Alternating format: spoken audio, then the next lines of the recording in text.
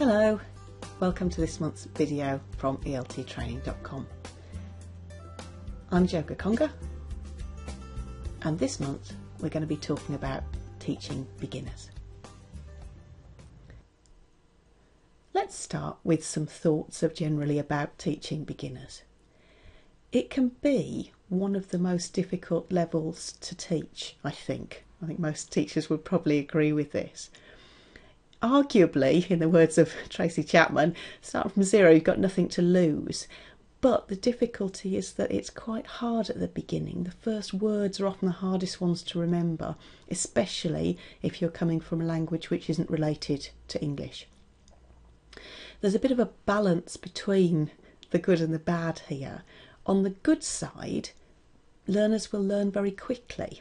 And they may be very motivated. If you start with nothing and you learn 10 words, then that's a big improvement. Your beginner learners will probably love you because they'll see enormous progress very quickly. So that's really good. On the downside, they may have had bad experiences learning languages before, and learning a language, especially in the beginning stages, can be very frustrating. You know what you want to say, you can't express it. So, this can be a very difficult thing. And I think it's worth remembering that you need to be very empathetic. Remember that if you're teaching beginners, it's quite a good idea to be learning a language yourself, I think. It does give you more sympathy. Learners may have a low sense of self-esteem in language learning. They may feel they can't do it, they may have had bad experiences before, so it's really your job to bolster that, build their confidence, give them success. I think that's important. And they may also have quite different expectations of what a class looks like. You may be working in a way that's quite new to them, and so I think it's quite important to explain why you're doing things in the way that you're doing them. A good question is, do you only use English, the L2, or do you also use L1, their first language, when you're explaining things? Now, I think that using L1 for translation and explanation is undoubtedly much more efficient. It'll make things move faster and it'll potentially remove a lot of the frustrations. However, there is an argument, I think, for using only L2 in that it might be more motivating. If they know that they have to speak to you in this new language, then maybe they're more motivated to do so, and it removes a bit of the embarrassment of knowing that someone speaks your language and, but you're going to have to use a different one. So there's a question there about that, I think, and there's no right answer. It might be different for different people. But clearly it's going to be quite difficult, especially if you're coming from a non-European language to English. Then it's going to be quite difficult to do it only in L2. Another question is the learner literate in the Roman script? Again, being literate in the Roman script is going to make things much easier. It's going to mean that learning is probably going to be a lot more straightforward. You're going to have to learn the Roman script if they don't know it. One of the problems for beginning adult learners is that it's really easy to feel quite infantilized. A lot of the things that you're going to be talking about potentially are going to be fairly straightforward and simple, and this might be quite depressing and discouraging. So you have to really make sure that you don't talk down to them and that you try to incorporate relevant vocabulary and themes. Getting to know your learners as people, what they do, what their joys are, what their aspirations are, can really help, I think, to make sure that you don't talk down to them. Something to think about a little bit. Imagine that you're a beginner learner in language, and you've been going to your class for 3 or 4 weeks. Which would you prefer? To have learned a small amount of language very thoroughly, or a larger amount of language not so precisely? I think generally this depends, your answer to this question will probably depend a bit on the kind of person you are and the kind of learner that you are. But I think it's worth bearing in mind that language is organic. You don't have to get each brick in a perfect place before you move on to the next one. The curriculum is cyclical. Things will come up again. The important thing is to get a general grasp so that you can communicate, I think, at first. So here are some top tips, my top tips for teaching beginners. One of the problems that learners find is that they get into class, it all seems like a meaningless torrent of words and they cannot grasp it. So something to bear in mind from this comment is that you need to keep your language very simple. This does not mean that you should speak in this completely unnatural way, but you do need to keep things simple. Instructions. Aim to use demonstrations rather than explanations. It's hard to understand explanations. With your explanations of language, make sure that they're brief, concise, simple, and that you check the meaning with concept check questions. Visuals. A lot of the language that you're going to be teaching is concrete noun based, and so visuals are really helpful at all levels, of course, but particularly at lower levels. Get good at drawing. You don't have to be Michelangelo to get your meaning across. Drawing can be really, really helpful. Remember that beginners get tired quickly. Learning a language is, cognitively a very exhausting process. It is tiring. Make sure that your activities are short and varied and that there's lots of changes in pace. Things where they're expected to produce, things where they're, have a bit less expectation of production, but where it's a bit easier. Add energy. I think, as teachers generally, it's good if we can add energy to our classes, but particularly at lower levels, I think you need to inject some energy into that. You need to give them motivation in that way. This might be through gesture, mime, in your intonation, your general presence in the classroom. I think you do need to be a bit more upbeat with lower level learners. So moving on, there's some ideas hopefully to think about. Let's think about what actually you're going to teach. Put yourself in their shoes. As a total beginner in a language, what do you think you would like to learn first? You're at the beginning of this journey. What is it that you want to learn? Just stop me for a minute and think about it.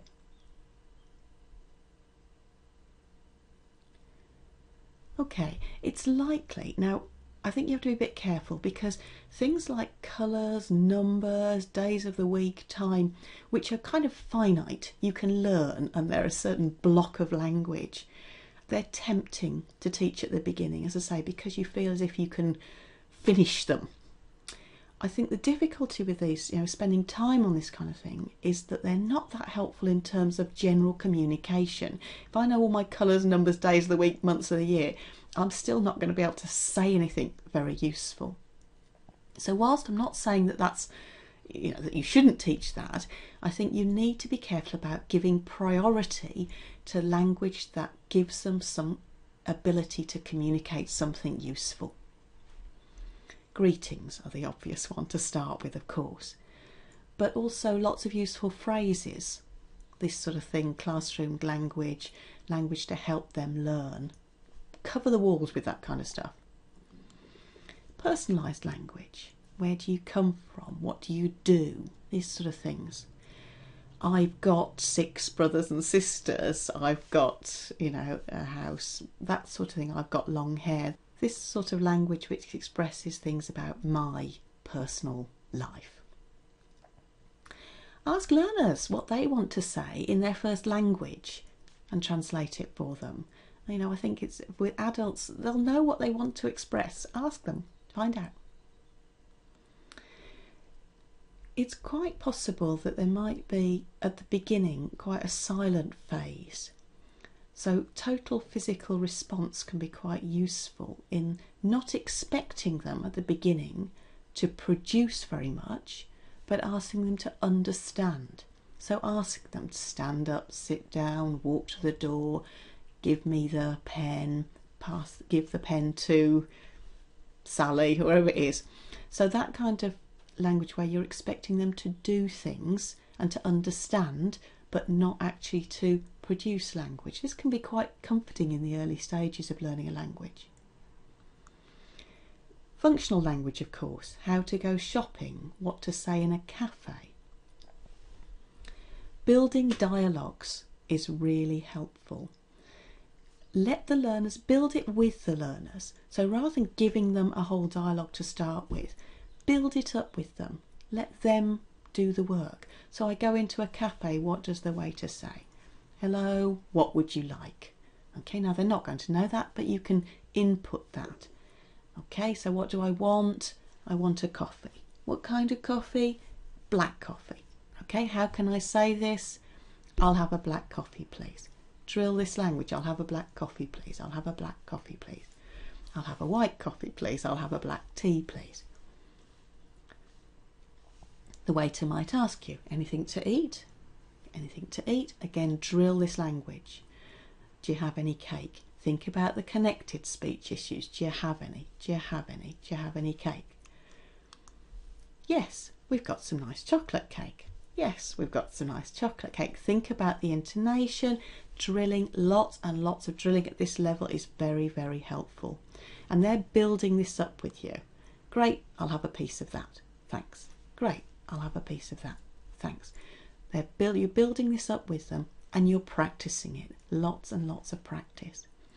When you've got this up on the board, maybe you've written it up on the whiteboard, take your whiteboard wiper and wipe through the middle of it and drill it again. Get them to do it with their partners. Do it again. Get your whiteboard marker. Wipe out a bit more. Get them to do it again. And a bit more. And a bit more. So, eventually you're weaning them off the text and you're giving them more idea of learning this thing. Drilling is really, really helpful at lower levels. It's not very fashionable perhaps these days. So audiolingual methods went out a long time ago mostly, but it's still very, very useful at lower levels. It's really comforting and reassuring for learners and useful for learners to just keep getting the sounds around their mouths, I think. Drilling doesn't have to be boring. You can do it in lots of different ways. Choral drilling, the whole class. In pairs, in groups, half the class, individuals. There's lots of different ways in which you can drill. Mumble drilling. Say it to yourself 3 times quickly under your breath.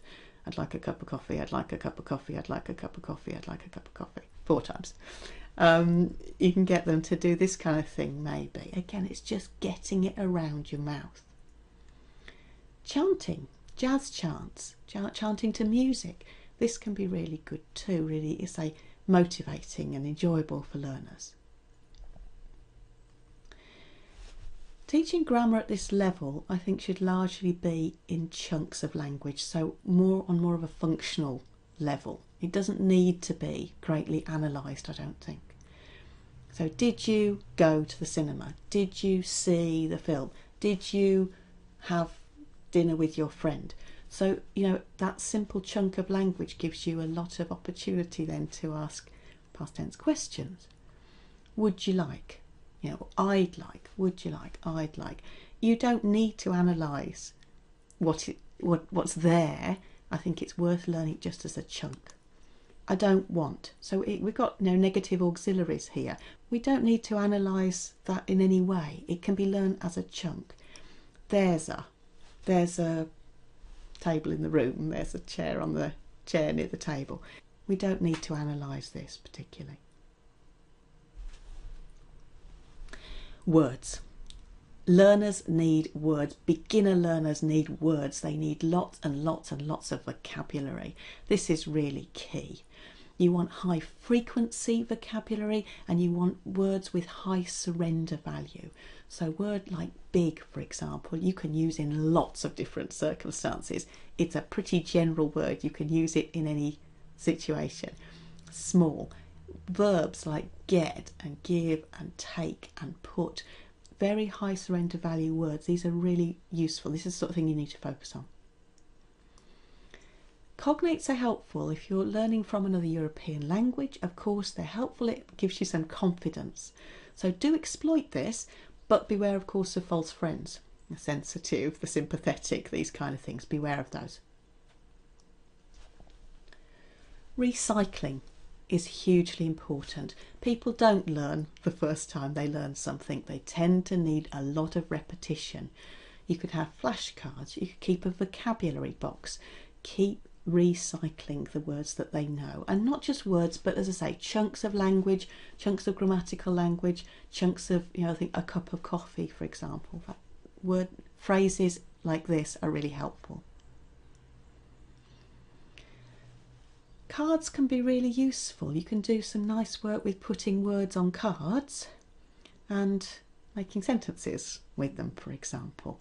That can be quite a nice activity, and again, it's a lower requirement of energy activity. It can be a bit of a downtime activity if you've had role plays or something where they've had to produce quite a lot and think quite a lot. Situational PPP, again, not so popular really anymore, but great at lower levels. They don't know this stuff, they've never come across this stuff. Situational present, practice, produce type of lessons can be really helpful. It doesn't have to be infantilizing. Again, this is a very old book, I have to say, but this is one of my favourite ever listenings for low levels. You've got this lovely picture of Fiona, who clearly is not very interested in Charles, who's at her feet. And the listening's entitled, I Want You, Fiona. Now, this is a perfectly adult theme, but actually the language that's being used is very straightforward. I'm going to play it to you now and see what you think. Please marry me, Fiona. I want you. I need you. I love you. I'm sorry, Charles, but I can't. Oh, Fiona, why not? Well, Charles, I like you. I like you a lot, but I don't love you. But, Fiona, love isn't everything. Oh, Charles, you don't understand. For me, love is everything. Do you love another man, Fiona? Yes, Charles, I do. James. Not James Milton. Yes, James Milton. But he doesn't want you.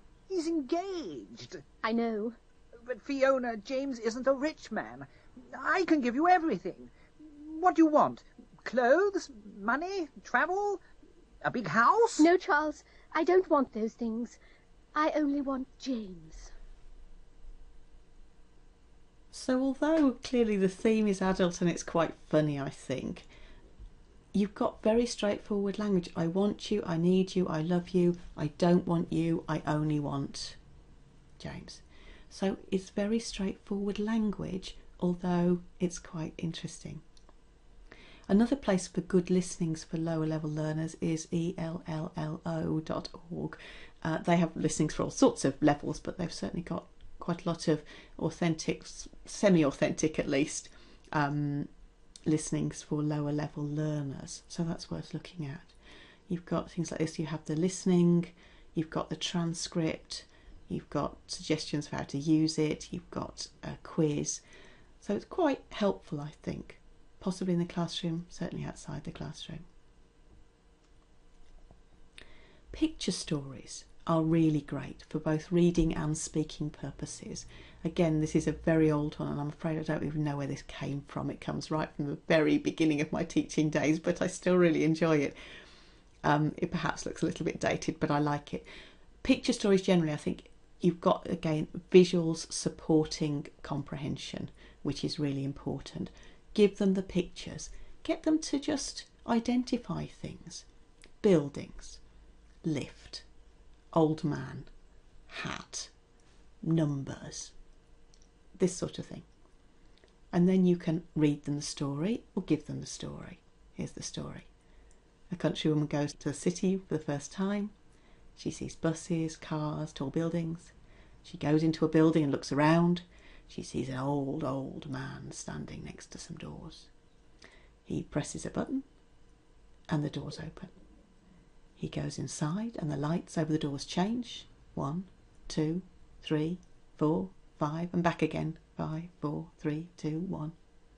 The doors open and a young, handsome man walks out. The countrywoman says, "That's fantastic. Tomorrow I'm going to bring my husband." Again, it's it's a silly joke, but it's a nice little story. The language is very straightforward. You can get them to read this, you can get them to answer questions on this, you can get them to try to retell the story. Again, having the visuals there will help them retelling the story. The main thing, though, really, as at all levels, but particularly at beginning level, really, is that you just need to practice and practice and practice and then revise it all. There's no shortcut to this. There's a lot of new learning which takes place, and it's hard when you've got nothing else to relate it to, I think. So this is where the beginning levels are quite difficult. This book by Peter Grundy has got lots of nice ideas for teaching beginners, so that's one I'd recommend if you're looking for a book. And I hope that's been a little bit helpful and given you at least a few ideas about teaching at low levels. Good luck with it. I'll see you next month. Thank you very much. Bye bye.